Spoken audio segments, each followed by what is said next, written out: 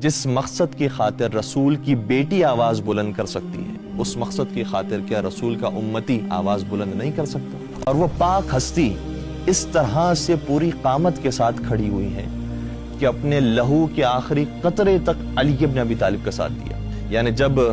دشمن آپ کے دروازے پر لکڑیاں لے کر آ گئے، آپ کو خاموش کروانے کی کوشش کی گئی، آپ خاموش نہ ہوئے، پھر لکڑیوں کو لا کر جلا دیا گیا، تب بھی آپ کی زبان مبارک سے علی ولی اللہ کی صدا بلند ہوتی رہی، یہاں تک کہ جلا ہوا دروازہ آپ کے شکم مبارک پر گرا دیا گیا، آپ کے چہرے انور پر تماچا لگایا گیا، آپ کے بازو مبارک پر تازیانے برسائے گئے، آپ کے کمر مبارک پر تازیانے برسائے گئے، لیکن اس کے باوجود زہرائے مرضیہ کی آواز مدھم نہیں ہوئی، علی ولی اللہ کی آواز بلند کرتی رہی، یہاں تک کہ مدینے کے اندر گلی گلی جا کر اور رات کی تاریکی میں گھر گھر جا کر بتاتی رہی کہ کیا تم غدیر کے پیغام کو بھول گئے ہو؟ یہاں تک کہ شہزادی کونین انہی مظالم کی وجہ سے اس دنیا سے رخصت ہو گئی